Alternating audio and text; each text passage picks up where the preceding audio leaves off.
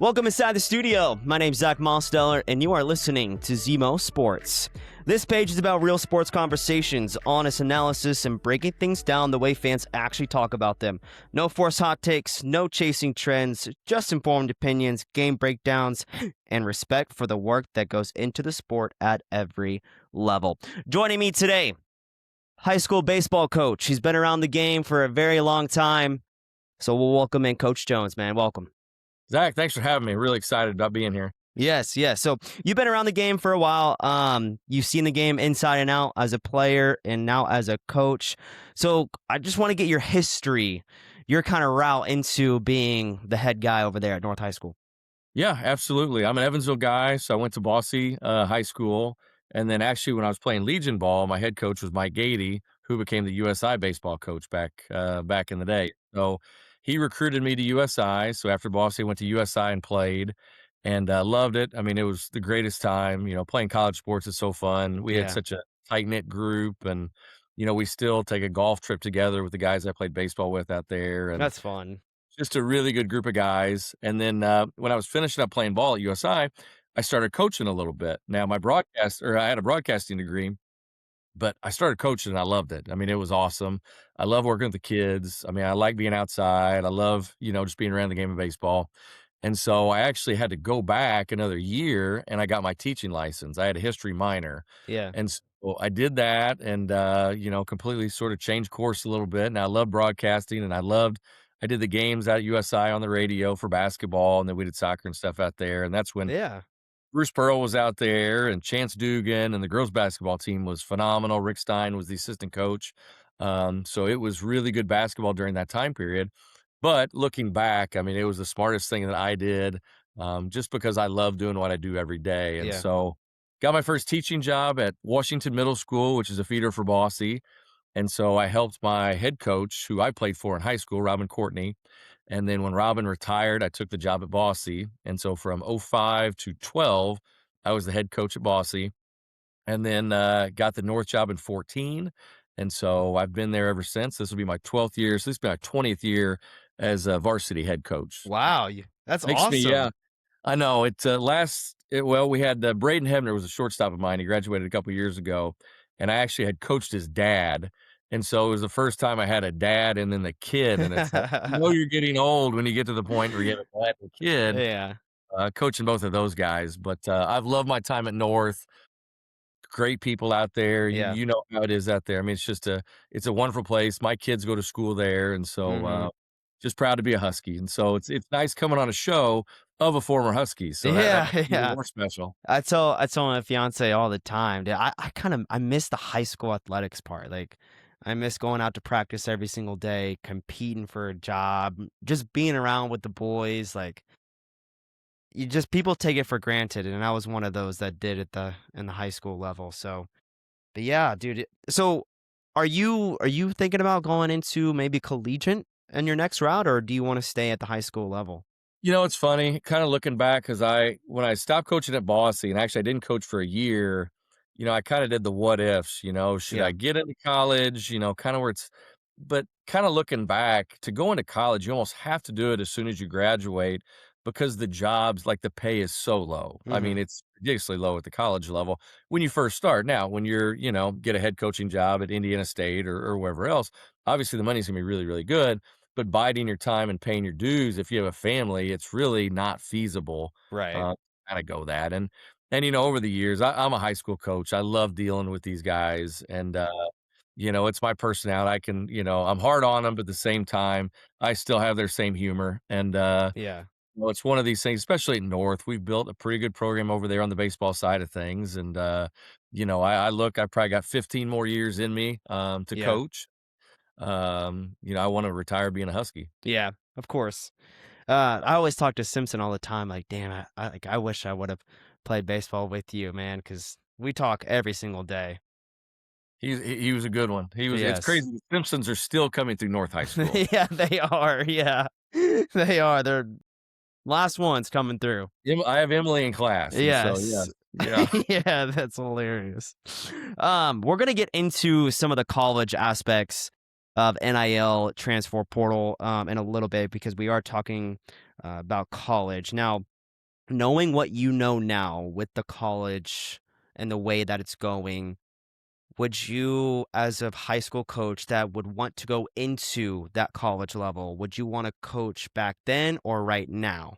No, back then, Yeah, absolutely. Right now it's a circus. yeah, It's an absolute circus, and you know, when you have to recruit your own players on your own team and have to deal with, you know, I read these stories about negotiating with guys during the yeah, middle of the season. They're like, "This is insanity." You yeah. know, it's and we're not too far from it on our side of things, you know, allowing kids to transfer, and go to different schools and have a 30-day waiting period. It's like, what happened to the good old days where when you're at a school, I mean, you honor your school and you work hard, you work to get in the starting lineup. And we've almost become, you know, to a point where it's like if things don't go your way, we're just gonna go somewhere else. We're not gonna work harder. We're gonna, you know, play the blame game. You know, Hmm. and it's not all the time. You know, I don't want to characterize it like that, but it's like I kinda miss the time where it's like, "All right, I'm not playing, I'm gonna work harder to get in the lineup," as Yeah, opposed to, "I'm just taking my stuff and I'm going to X university to go play." yeah, yeah. We can get into it, the NIL and transfer portal and all the benefits and challenges that come with it. But I mean, you kind of nailed on the head. But like, yeah, there is no more team game anymore, it seems like, in college. Now, I'm not speaking for everybody. Obviously, you're going to have some of those, lower D1, D2 teams that, are playing for the team, but it just seems like a lot of these bigger schools are playing for themselves. Where can the money come from? Where can I go to a bigger school and get a bigger contract? I feel like that's the way college sports is going, and it literally feels like it's free agency and it's pro sports now. And you're giving these kids 5 million, 6 million, two, whatever it is, to go play for a 1 year. Let's say it doesn't work out. They're not having the best season that they're having. Okay, well, I'll just go to a different school. Screw you guys. Let me go play for another school and make, a little bit more money or same. Yeah, it's crazy. And it's like, all right, let's say we're paying a kid $800,000 to play basketball, and this kid has a terrible year. Should you continue paying that kid? Like, where you know, what's the other Yeah, side of it? Because it's, you know, it's gotta be a double-edged sword when it comes to it. There has to be, you know, once you open Pandora's box with this portal and you let these guys go wherever they wanna go, number 1, these guys aren't graduating because right. I'm gonna get 4 schools in 4 years. You know, by the time you transfer and you see what classes go here, there, those guys aren't graduating, and No. that's the whole point of playing college athletics is get your degree, put yourself in a better position to get a successful job, because how many of these guys are gonna play professional sports? I mean, you know as well as I do, it's the 1% level. Yeah. And it's chasing the money, it's chasing this, it's chasing that, and the portal's gotten to the point where everybody thinks the grass is greener on the other side, you know, when in fact, when they get in there and nobody offers them, you know, how many of those guys are not playing that next year? Right. And that's the other reality that nobody kinda looks at. It's like these guys get into the portal, which is all well and good, but what happens when nobody calls your name? What are you doing next? Yeah, exactly. There's about what, 15 to 1800 Yeah. athletes that go through the portal every single year and don't go anywhere. So you put that into perspective, that's another issue. But I mean, let's face it, it's not the player's fault. It has nothing to do with the I'd college. take the money. I I mean, exactly you like take the money, yeah, I'm it's not the benefiting players' fault. from it. Like I might as well like try and climb my way up through the high school ranks to get to the money. Like good for them. Like I don't have a problem with players receiving money because of two things. One, they're creating a name for themselves. They're creating their own brand.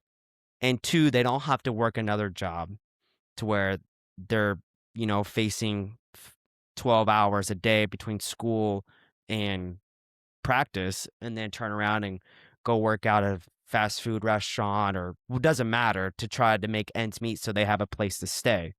So good for them. Like they're making all this money. You got big athletes signing multi-million dollar contracts. They're supporting their families because we all know that whenever we were in college athletics back then, it was how can I get to the pro level to support my family and get them out as well. So now we're seeing that a little bit in college. As far as benefits go, I mean, NIL supporting families financially. Like I said, they're creating a brand. They're learning how to leverage contracts and opportunities, but that could also be a downside as well. So it depends on how you look at it from the benefits aspect. Yeah, I don't think I have I don't have an issue with guys getting paid. Obviously, these Yeah, guys have cashed in, universities have cashed in for years. It's funny how it's went from one side to the other now, and now these guys are making, hundreds of thousands, even millions when you come into specialties, like quarterback or whatever else. But I think my biggest issue is just the portal itself and not having any restrictions, hmm as far as I can do a one-time transfer. I could see that like in the NCAA, like a one-time Zach goes from USI to UE or UE to Indiana State or whatever. But after that, you got to sit out a year. It can't just be this. I'm going to join team after team after team. I Like agree. to be limits because these guys, and like we said before, they're just not going to graduate if they're not at a university doing their studies. They're not going to graduate. What's going to happen to those guys once they're finished playing ball? Yeah, unless you just know someone that can get you a job in the coaching world. But yeah, you're right. I mean, you're going to see a lot of these players just have nowhere to go, and they'll probably end up going back to school, spending another, 2 year stretch just try to get a degree. So that's also a challenge that we're seeing. I don't think it's the NIL problem. Like even though that is the money, that's the factor that's driving people to go to different schools, I think it's the portal. That's where the system is failing. I don't Yeah. know if you agree with that or 100%. yeah. You nailed it. Yeah, it's absolutely. I mean, you have to have some sort of structure, and we've went just from, no transferring, or let's say Zach goes on a recruiting trip and coach buys you a bologna sandwich.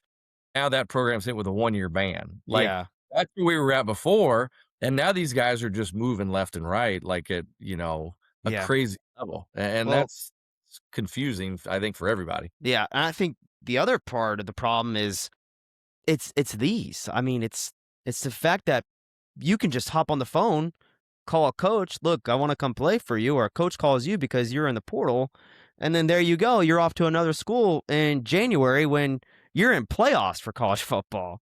I mean, we just had a coach leave. Yeah. That sums everything up with Lane's situation, and then you start reading about, well, some of these players getting contacted by other schools while Yeah. they're in the playoff. I mean, this is crazy. If I'm not mistaken, I wanna say Oregon, whenever they were about to face Indiana, had, like, 12 players. I don't know if that's statistically correct, but there was something along those lines that there was 12 players being contacted by other schools. And that's what I was talking about with the team aspect. There is no team anymore. It's where can I go chase the money? That is the issue with the portal. And I just hope that colleges are seeing this because not only is it hurting your Big Tens, your SECs, it's hurting the smaller schools. Like, I'm a big West Virginia fan. We are in the Big 12, but at the college football level, we know that the heart of it's in the SEC and Big 10 as of right now. You got a five-star recruit goes to West Virginia. Let's say they're going to pay him $500,000. Here comes Alabama. Actually, we're going to pay you $3 million to come play for us. As a high school athlete, I'm like, I'll take the $3 million. See ya. You know what I mean? That's the problem that we're seeing as Well, and the well. trickle down effect is kind of the recruiting process and how it's changed over the last 5 years or so, where, I've had kids that will go straight to a D1 program where now these D1 programs, they're more interested in the portal because they need immediate success. They can't wait around for a high school kid. And let's say a school gets a high school kid and his freshman year, he plays pretty well. He's not going to stick around at the low major D1. Correct. He's transferred to, an Ole Miss or an SEC school or a Big Ten school. And it's like, why are you getting these guys in here to develop them if you're just going to raid the system? Yeah. And that's what some of the schools are running in as well. And so we're seeing a lot more, at least on the baseball side and on the softball side as well. JUCO is making such a big impact with our guys now. And I've seen a lot more of our guys going to the JUCO level where they're going to play for 2 years. After those 2 years are up, then boom, they're ready to go and transfer, kind of doing it the right way. And at least they're not sitting on the bench for 2 or 3 years behind a 22, 23, even a 24-year-old, which has kind of been the system here of late. Yeah, that's true. What are you seeing from the high school part of it? Like, are you having athletes that could go D1? but they're going D2 for the development, or are they going D1 to chase money? I mean, if you're a major player, you're still gonna go D1. Yeah. You know, it's just kind of the guys that maybe before would walk on at a D1 or maybe get a lower offer at a D1. Well, now with the scholarship system where they're fully funding the 34 scholarships, Yeah. those guys have to be pretty sure on what they're doing. They're not just bringing in a guy and giving him $500 and hoping he develops into a player. They're fully invested in these guys because they have to once they're on Mhm. campus. And so that's kind of where we're seeing the guys that maybe would have walked on or maybe got a little bit of money before. Those guys are going to the JUCO route now instead. And again, a lot of it's just, guys now don't want to sit. They Of never have course, sat yeah. because, between travel ball and everything else, if they're not playing on one team, they're probably gonna go to another one. That way they're playing all the time. And so, Yeah. guys, they just don't want to sit around. And frankly, I don't blame them. Go find a place where you're comfortable. And it's kind of what I tell our guys. Find a coach that you like, find a coach that's gonna push you, find an environment that you like, and find something that's gonna help you graduate. And Yeah. if you check those boxes off, you found a pretty good school, you probably don't need to look anywhere else. Right, I mean, you talk about, like, reps, I mean, those are quality reps that you're getting every single day if you're playing. I mean, those are important to get to that next stage. Yeah. So Playing's the main thing. You don't wanna sit for 3 years, and mom and yeah. dad don't wanna watch you sit for 3 years. Yeah, It's find a exactly. spot that you're good at. Yeah. Yeah, but yeah, so it depends on how you take it, with the portal and the NIL. Some people are for it, some people are against it. I'm kind of, like, in that in between where I don't think it's the NIL part that's the problem, I think it's the portal that's the problem, so it just depends on kinda, like, how you take it, but I will say this, the teams that are benefiting mostly are your Power 5 conferences.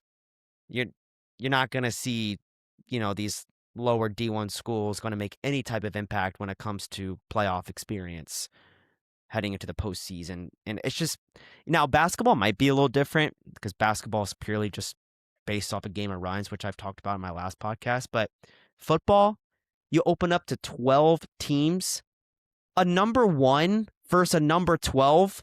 I mean, what are we doing?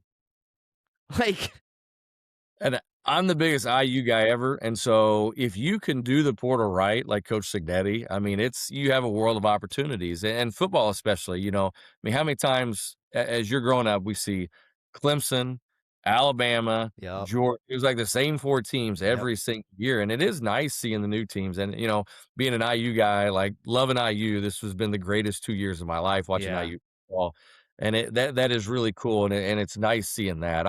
I agree. There's got to be caps. There's got to be limits. But I do think it starts with the portal, and I think it starts with yeah. keeping kids at schools. Even as an IU basketball guy, I've got to check the roster every year because we've got 75% new players on Yeah. there. Yep. Yep. I feel the same way. It's like every single year, I'm like, I don't even know who we have anymore. Yeah. Whereas when I grew up, I'm like, okay, we got Javon Carter still. I swear that man was like 40 by the time he graduated. That dude was bald. I'm like, oh my gosh. But yeah, you're right. I mean, I could name every single player on the roster year in and year out. And now I'm like, I don't even know who we have anymore. Yeah. Well, I lived on ramen noodles and Jack's Pizza and Hamburger Helper in college. So, like, I'm jealous of these guys that are, Yeah. these checks are coming in. And I mean, these guys, I hope they appreciate how Yeah. well they have it. Now, let's be honest. I'm sure at the like when I was growing up, the Alabamas, the Clemson, I'm sure there was some money sliding under the table. Well, it's Now, legal now. I mean, that's yeah. why the Big Ten's, the SEC they were paying the players, and now, Ed Orgeron even, he made that joke not too long ago. Instead of bringing the bag in the back door, you can bring it in the front door Yeah, now. yeah, I Like heard that. it's Yeah, kind of funny, but it's true. But it is, yeah, it is good seeing new teams. It is. It makes it more interesting, and true. you know, hopefully Coach Signetti sticks around for a long time, and the Hoosiers are right there every year too. Yeah, it sounds like he will stick Yeah, I around think for a he'll little retire, bit. dude. Yeah, Absolutely. He's the greatest. Yes. yeah, they brought in, Hoover, right? The TCU Yeah. quarterback? TCU quarterback, yeah. Yeah, I think that's gonna be a huge deal. I liked Hoover at TCU, so we'll see. What It's just Indiana? interesting watching, like, going up to games now where before you would go and it's like nobody's there, Yeah. and you go now, we went it was Kennesaw State, it was early in the year, I think it was the 2nd game of the season, and the tailgate looked like you're going to an Ohio State, Indiana football game, and you Yeah. walk in and Memorial Stadium's packed, and it's like, my son's a freshman, and I'm like, "Buddy, it wasn't like this. Like, this is Yeah. unusual, to see how crazy it is around the stadium." The tailgates were always, a big deal, but going in the stadium, it's a packed house. It's just Yeah. I don't know. For Hoosier fans that have been around for a long time, it puts goosebumps on the back of your neck, just kinda the rise of this team over the last 2 years. Yeah. I feel bad for, my brother and Simpson. Like they graduated a year before Signetti got there. Yeah. And everything's happening. I'm like, dude, you need to go back another year. Just go do some PE classes or Get some something. grad work in, yes. Yeah. Go do something. Go experience it. But I got to experience an IU game a couple of years ago. But once you, like you said, nobody went to the actual game. It was just hang out outside the stadium and get drunk, basically. Yeah, it's a different world up there now. Now tickets are, you go in the market and they're jacked up by 200%. Yeah, Crazy. Signetti's doing big things over there. I'm curious to see what Mendoza is gonna do over in, LA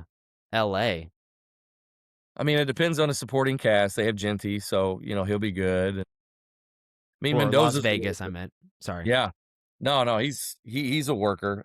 Mendoza's gonna be good wherever he goes. Yeah, He's the guy that it's just easy to root for that guy it because is, yeah.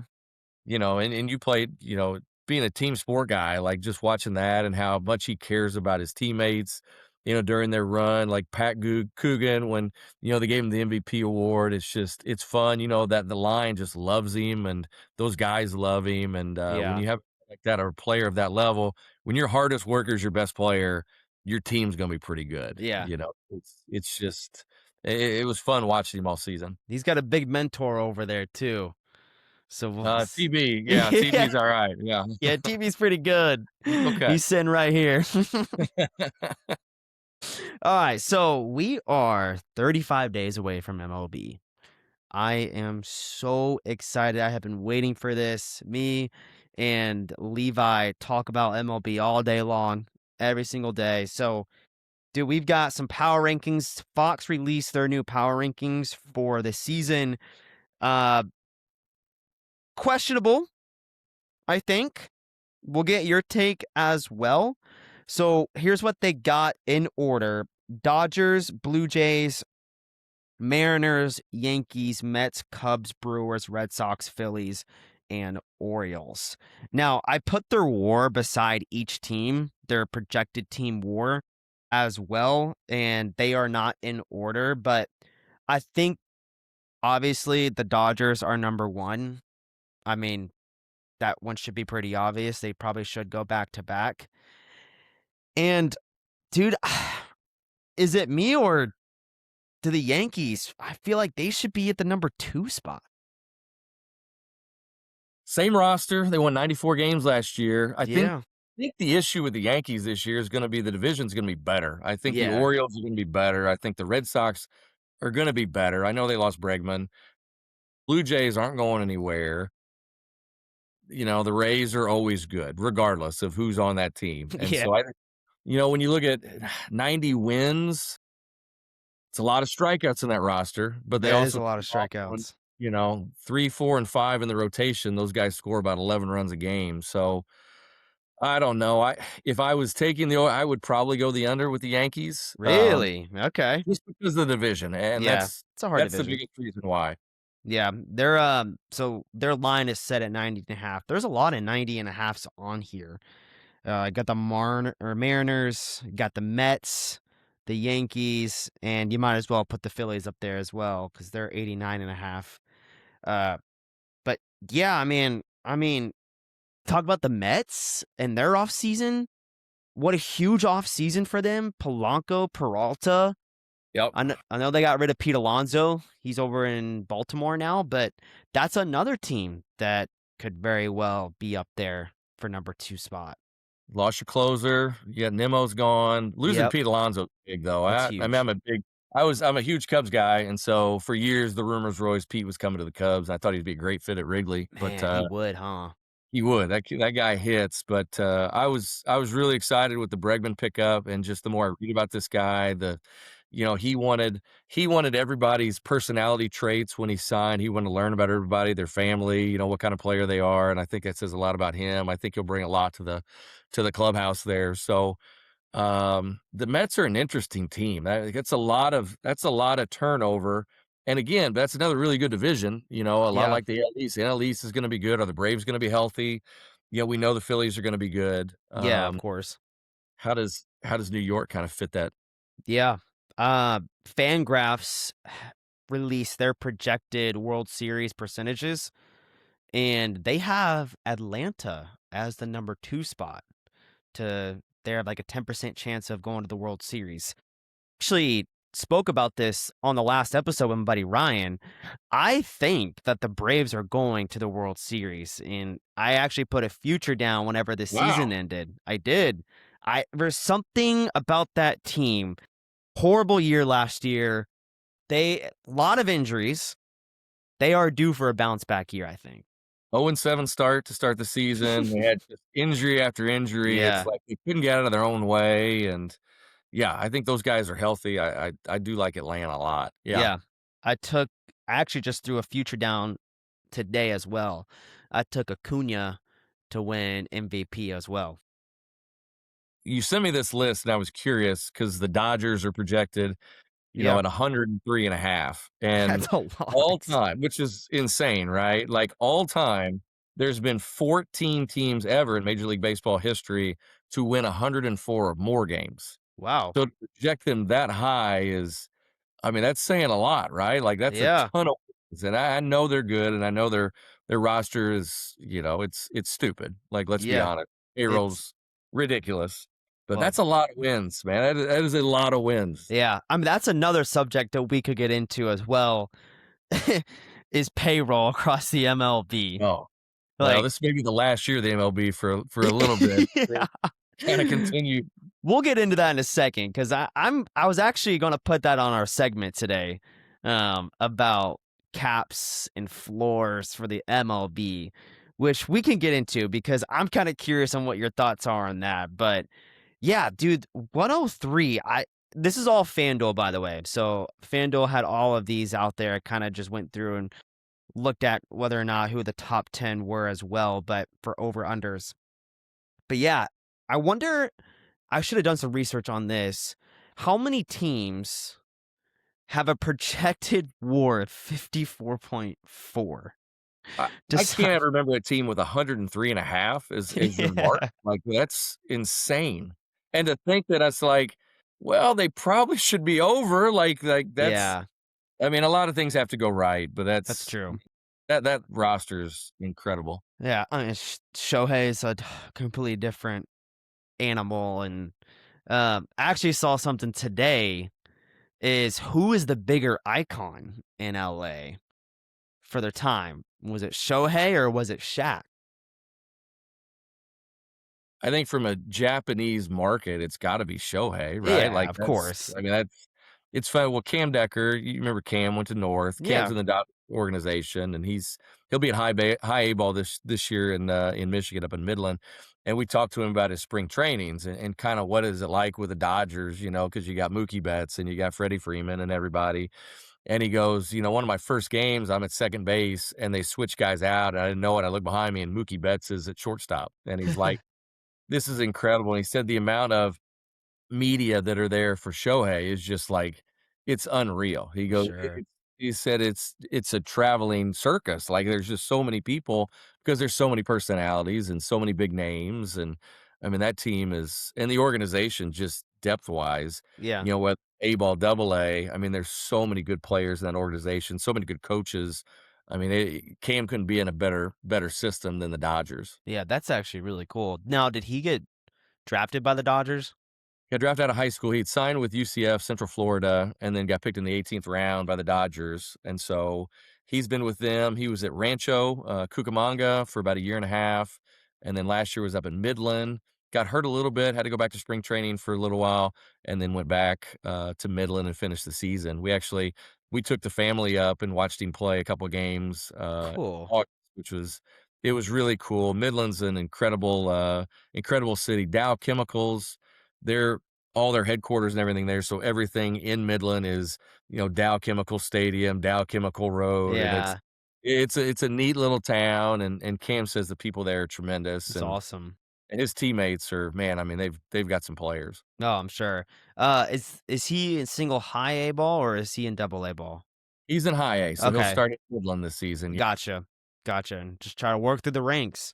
I know. He said it's just they have kids that have been in there since they're 15, 16 years old, and it's like these guys Wow. have been in the Dodger system for so long. He goes, "Everybody's good." It's great. But at the same time, it could be frustrating because there's so many good players, and you look Yeah. ahead, in the outfield for the Dodgers, it's like, "Holy cow." Yeah. You know, how do I crack that spot?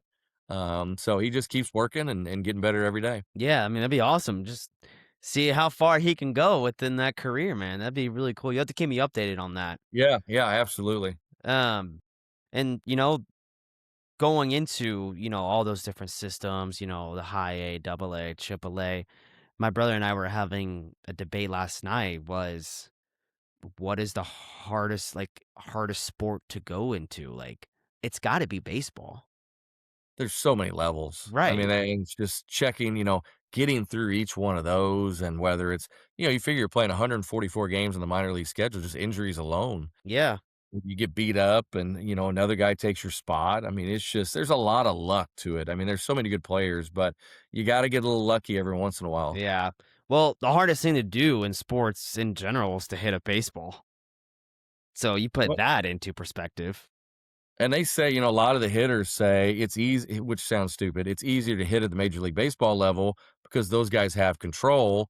Where when you're at Triple A or Double A, you've got guys that don't know where the ball's going and they're Mm. buzzing all over the place. And so, at least you kind of know now these guys have four pitches that throw, different ways and gyro balls and Yeah. everything else. It's tough, but it's hitting a baseball is got to be the hardest thing in sports. Yeah. You know what pitch I miss? And I grew up with people throwing this, and you don't see this in the MLB anymore, is the knuckleball. Yeah. God, I wish that would come back into play. Tim Wakefield, it's funny you said that. Well, Tim Wakefield, I'm a Cubs guy, and so we got to see a couple Cubs game, and it was like 3 times in a row, I think Wakefield was pitching, and one time we're down in the bully, just kinda right there, and he's throwing that knuckleball, and this thing is not rotating, and every pitch is different. It's coming in, it's going out, it's going up, it's going down, it's crazy, and it's just like, nobody can hit it. I mean, this Yeah. thing's 65 miles an hour, and guys can't hit it. It's like a eephus pitch. Yeah. Yeah. Yeah, I remember Doug Mirabelli for the Red Sox had a glove that was the size of, like, a trash can because he's the only guy that could catch Wakefield, and they Yeah. talk about it in is the 2003, playoffs when the Yankees and Red Sox were going at it. Veritek had to catch Wakefield because they were in, like, the 15th inning, and Mirabelli had already been used up, and Wakefield had 4 like, I think it's 4 pass balls in the inning. Red Sox ended up winning 'cause, like, your season's on the line and you're trying to catch a ball that you have no idea where it's going. Yeah. That's probably a miserable feeling behind the Well, plate. that's probably why the pitch has gone out of the MLB too. Yeah, they don't have guys throwing 60 anymore. Yeah.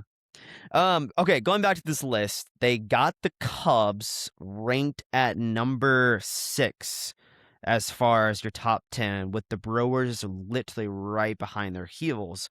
But they got the Cubs with a 4 more projected win total over the Brewers. Talk about a division that's probably not going to have much competition between the whole division beside those two. I mean, it's going to be the Cubs, or it's going to be the Brewers. Yep. That's about it. Yeah.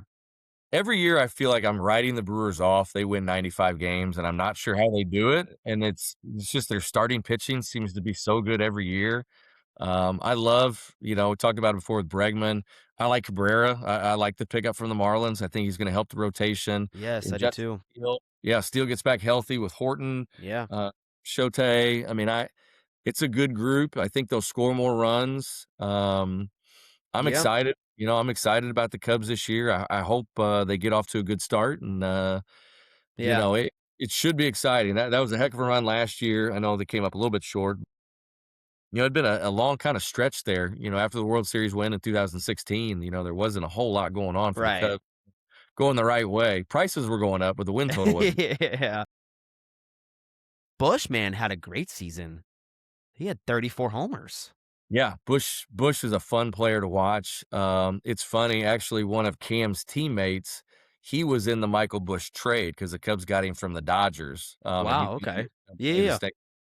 And so when the Cubs got Bush, I'd heard good things about it, and they keep platooning him, and I'm like, this guy crushes. He crushes both sides of the arms here, and leave him in there. He had a heck of a year. He's great defensively, and their infield with Dansby and Nico up the middle. It's tough to beat those guys. And Shaw really played well Yeah, he the did. second season. I want to make sure, hopefully they find places for him to play because I thought he offensively was really good, but his defense was really solid during that run in the Yeah. postseason.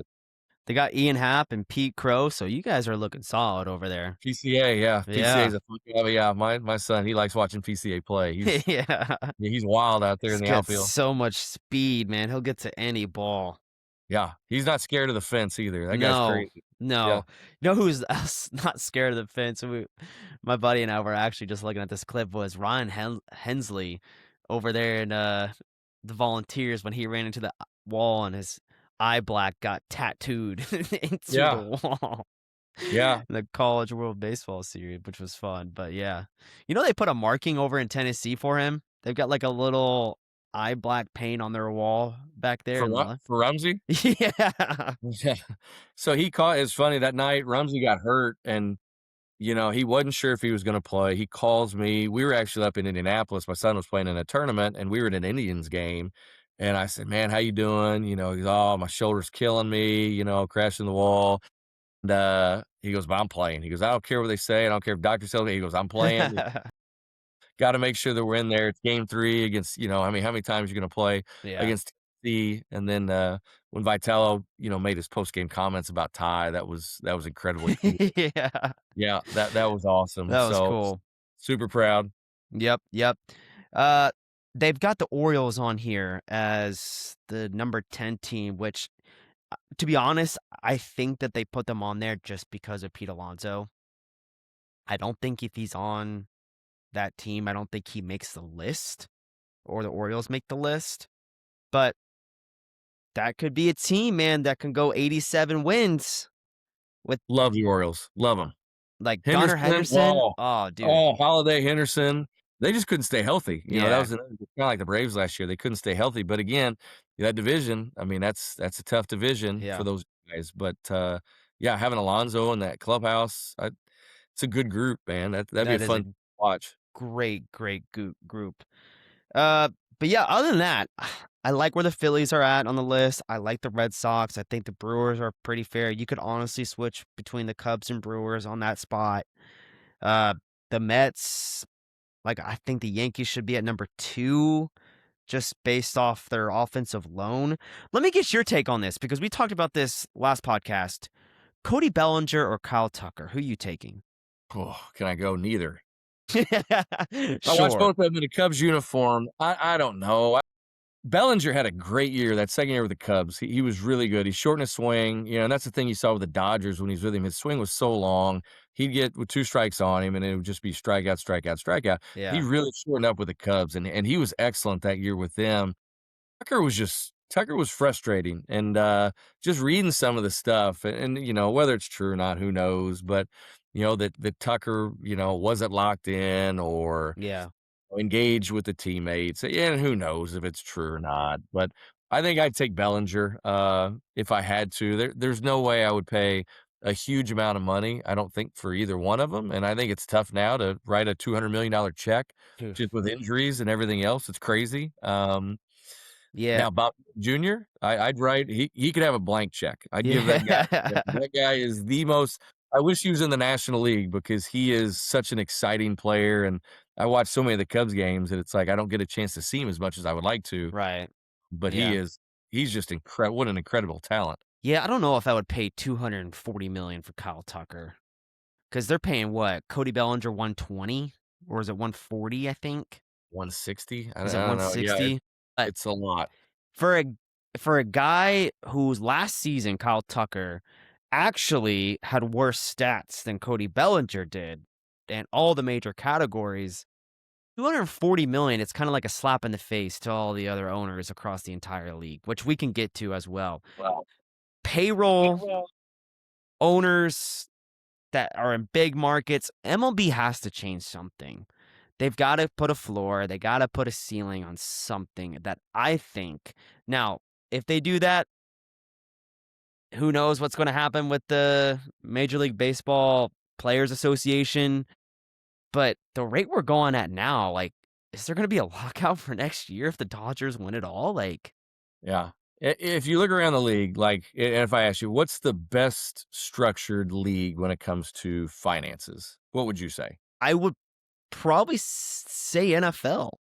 I mean, if you look at how many different teams have won the title in the NFL over the last 15, 20 years, like the parity is so good. And you have lower, whether it's the Packers or, the Seahawks, you have teams that aren't major market teams that are involved every year. Where Major League Baseball, I think the last lower tier team to win was the Royals back in 15. Yeah. That was probably the last one. But I think, and you've said it, there's gotta be it's the bottom floor. Like, Yeah. you can't have these teams tanking at 60,000,000 Right. when the Dodgers are spending $1.9 billion. Like, there has to be something in the middle where you have to pay. Like, Pittsburgh Pirates are a great example to me. Pittsburgh Pirates, like, I'm a Cubs guy, but they're fun to watch. Their stadium's beautiful. Like, everybody that I've talked to who's been to that stadium says it's phenomenal. Mhm. They have a rich baseball history. And it's like they got pretty good there for a little bit, and the fans show up. But then you get to the point where they still spend any money, and I Yeah. think it's frustrating for a team like that. The Reds, Yep. the Reds for years, same thing, beautiful stadium. And I think if you pay those guys, I think the fans are going to show up. But you got to have a cap as far as a bottom floor to get those guys to force to spend some money. Yeah, I mean, I think it'd make baseball way more interesting, and you touched on the Reds, like, their owner flat out told the media he doesn't wanna spend money a couple years ago, which is just beyond ridiculous. Like, they had a chance to sign Kyle Schwarber this year. Like, they were in talks with them, but what do you know? They don't wanna spend the money to go get him, and so many of these teams are just their owners are just like, if I'm an owner of an MLB team, my overall goal is to get players to go win a World Series. I feel like you're seeing some of these owners are like, "Well, I'm just adding money to my pocket. I could care less." Absolutely, it's a money-making venue, Yeah. absolutely. Yeah, and I think the lazy argument too is everybody says, "Well, the Rays compete." The Rays are brilliant. Their scouting department is brilliant. Their GM is brilliant. They get guys. If the Rays called me for a trade and I'm a GM another team, I'd hang up the phone in 2 seconds because whatever happens, whoever they get from me always is an all-star, right? Like, those guys Yeah. they get in there, those guys are unbelievable, and everybody says, "Well, the Rays do it." Yeah, the Rays are an anomaly. Like, Yeah. look at everybody else where attendance has gotten to the point where it's under 2,000,000. Yep. Give me a team that's, it's frustrating for the Cubs when the Cubs don't spend money. Yeah. Like, I know what the prices are at Wrigley. I know what it's like to be around the ballpark and how much money it is to just take my family up there to go watch a game. Spend the money, spend the money on the players. Yeah, I agree. I mean, Cleveland has a roster that they could add to it, but they're just not a high market team. Like, they can compete, but they'll never win a World Series just because they don't have the money to spend over there, which I think is crazy because you're just wasting J Ram's career over there. Like, dude, it's unreal. And you're not going to support him with the cast.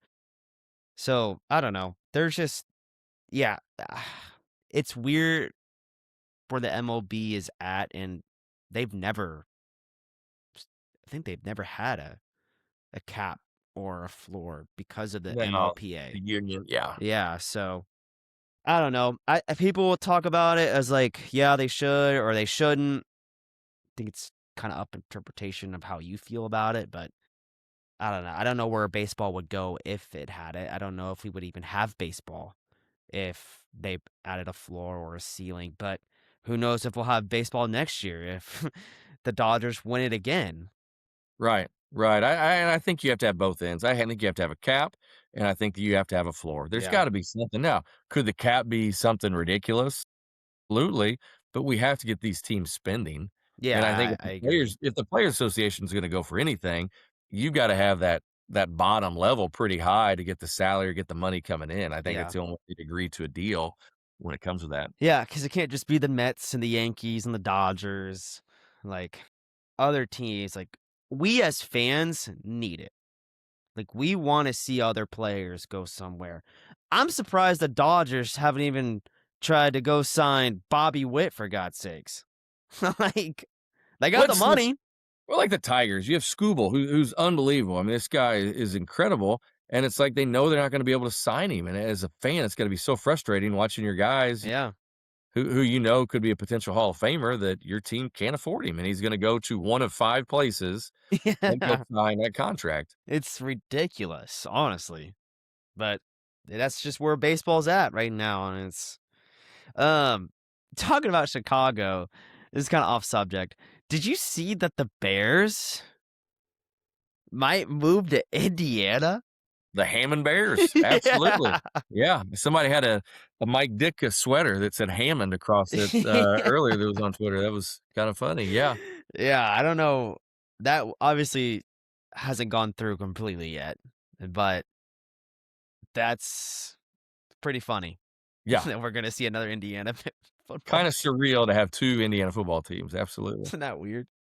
Uh, but anyway, so what's your sleeper pick, man? Like, who's your team that you think could go to the World Series or could be that Cinderella story in the postseason? Well, that's a good question. I If the Cubs aren't there, I would like to see an NL Central team do it, Yeah, and the Brewers are gonna be good, as much as I don't want them to be good. They're going to be Mizorowski is he's gonna throw dude, 114 miles an hour. he's Woodruff's gonna unreal. give him I mean, if those guys 1, 2 at the top of the rotation can get into the playoffs, those guys could make a run. I don't think it's not a huge sleeper team because 'cause they're projected at 84 wins, but Yeah, I still think if you have 2 arms like that, you get in a 5-game set, those guys could make a run. yeah, I agree with you. That's a team that that's the team that I think out of everyone on the list is a team that's built with unity and a team that's plays for each other. Pat Murphy does a heck of a job up there. Like, when they lost Counsell, and I was really glad Counsell came over to the good side, but Pat Murphy has been nothing short of amazing, and those guys seem to really love him up there. Yeah, yeah. My Cardinals aren't gonna do anything. We're just getting rid of everybody. We did have apparently the best farm system in MLB, according to some sites, but I'm excited. I can't wait to see JJ Weatherholt. Do you see what he did in AAA ball? Yeah, ridiculous. Dude, I didn't know that his opposite field hitting was that good. That dude can hit oppo like It's crazy. funny. Oh, it's fun watching these guys, like, ESPN does it and there's a lot of problems with ESPN, but the fact that Yes. I can watch any game as far as, like, college baseball goes right now, Yeah. it is like Christmas Eve for me, like, once Mhm. baseball gets going because each night, you can click on a different game. USI is up 18-8 right now Damn. as I've got it on the screen back here behind me, but it's fun watching, like, being able to watch our guys, like the North guys. I'm like, "Alright, Yeah. who's playing tonight? Where are they at?" That's really cool, but seeing these guys, the college guys, I think I've watched more college baseball over the last couple years, so now when these guys get into the minors and they come up to the bigs, it's like, "Oh, man, I remember this guy at UCLA. I remember this guy Mhm. that played, North Carolina." Yeah. It is kinda cool seeing those guys so much now. There needs to be more college baseball Dude, just on I regular. agree with you. I was trying to watch, I think it was Arkansas against LSU maybe over the weekend and the Shriners Yeah, Classic, yeah, and it was on Flow Sports. I'm like, I've never even heard of Flow Sports. Why is this game not on ESPN? There was nothing happening. you're right. NBA was off. I think there was one college basketball game and it ended early or something like that. But like, what are we doing? Like, let's get some college baseball on. Yeah, absolutely. It's cool seeing Cam's brother Cole's up at IU, and we've got Kellen English up there too at IU. And so anytime those guys are on, they played North Carolina this last weekend. It's neat seeing those guys. Yeah, yeah. ESPN does a good job about that. They try to get as much games as they can. I think I spent 9 hours because we had a double. West Virginia had a doubleheader on Saturday, so we started at 1. I don't think we ended till 9 o'clock or 10 o'clock. So I watched Some baseball. long days right there. Yeah. Yeah, but it was fun to watch. Got to watch the guys play. But anyway, my sleeper team is definitely up for debate because their pitching isn't great. But man, I love the Athletics. I love their young youth. Nick Kurtz is a baller. Jacob Wilson doesn't strike out. Shane Langoliers can hit home runs like crazy. Their over right now is 75.5. I think I'm going to take it. Shorter ballpark, too. Well, the ball flies in California. Like, the guys that play AAA and the Pacific Coast League, like, their numbers are always skewed just because the ball flies in California so much. I looked up is because I saw that on there. Their dimension, it's only 325 down the right field line that Yeah. they're gonna play at. So, I think there's gonna be a lot of homers there. Oakland was just such a cavernous Yes, it there's a was. pitcher's park, right? Like, there's so much Yeah. foul territory as a hitter, you'd probably get frustrated playing there. They're gonna score some runs. Yep. Now, whether or not they can shut anybody down, we'll see, It's but true. the AL West is not great. Like, Right. they could pick up some wins. I think the Mariners, obviously, they're far and away, but, you know, I Azer, that's not a bad pick. I Yeah. like it. I I, like it. It's sneaky. I also took Nick Kurtz to win MVP in the American League. This is gonna shock you. I'm gonna go Bobby Witt to Yeah. take the MVP, yes. I He's do been like that. close, 4th and 2nd, so I think this is his year. Yeah, he's plus 450. But yeah, dude, talk about a dude that can turn a whole franchise around. And Bobby Witt's probably the best shortstop in the game. Well, and that's another team that I mean, remember because you're probably in high school when the Royals were really, really good and how they just packed Kauffman Stadium, and that Yeah. was fun to watch. That was cool. Their bullpen was so good back in those days, and they just scored enough runs and stole a lot of bases. So that Yeah. is nice seeing in Major League Baseball now is the increase of the stolen base. Yeah, that is We fun to we used watch. it a lot in high school, and so yeah, it is. I don't know why you just see it a lot more in the postseason. It seems like whether it's bunting or stealing. In the regular season, it kinda goes away a little bit, but it seems like the Yeah. winning team do those small things to win. Mhm. Um, yeah, so that's really about it for MLB there. I like your take on Bobby Witt. Um, my crazy ass take on Nick Kurtz. But you guys, when do you guys start your season for high school ball?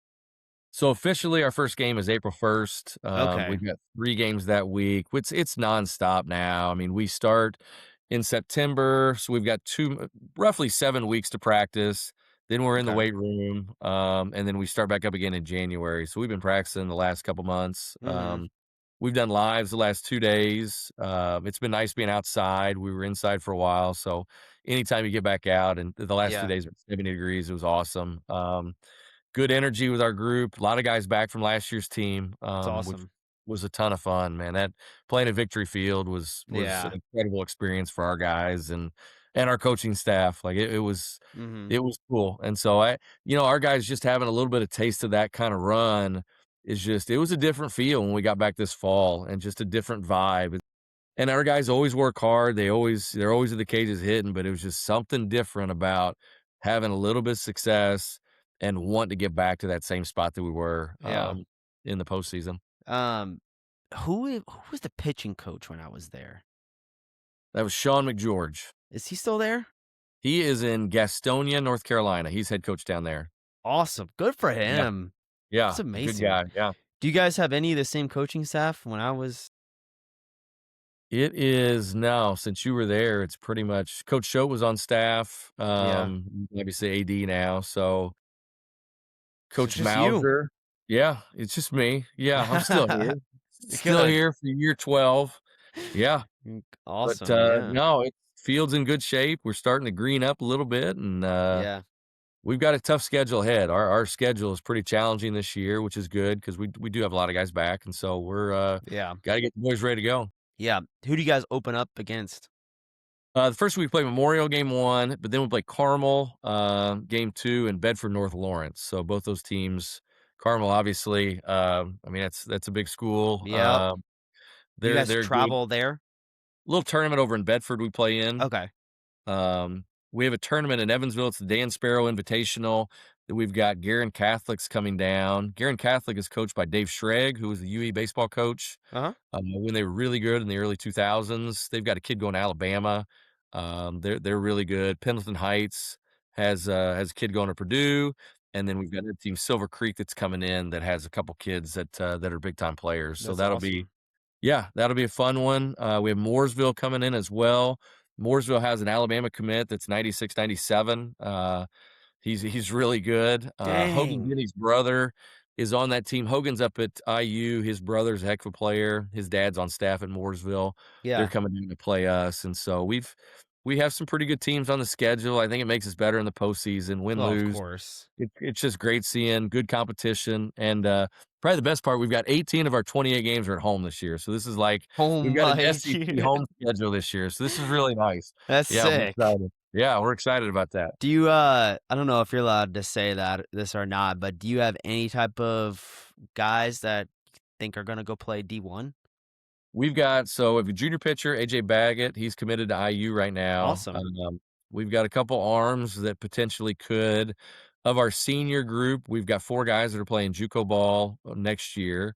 So our junior class, sophomore class is, there's a lot of really good players in there. A lot of That's good players that are awesome. fighting for spots in the starting lineup right now. So Yeah. a lot of good competition at practice daily. Yeah. Hell yeah, that's awesome.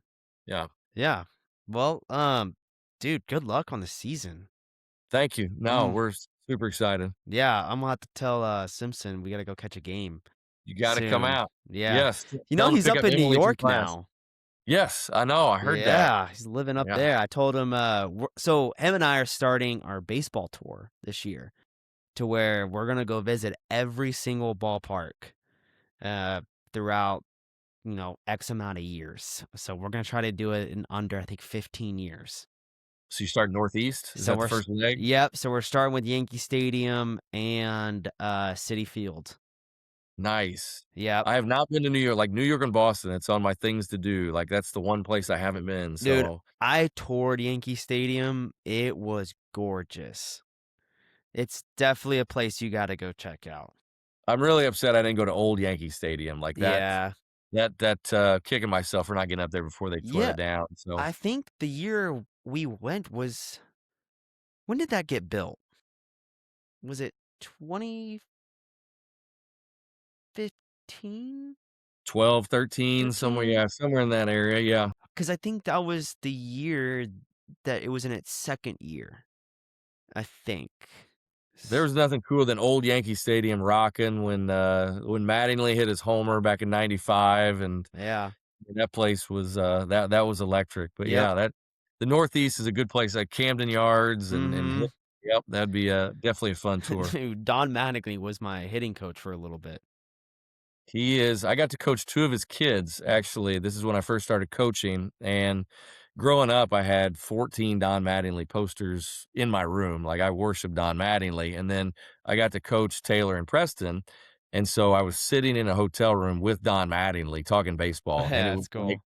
"This is really happening," and you couldn't meet a nicer guy, I mean, you've Yeah. been around he is an absolute like, he is the greatest guy ever.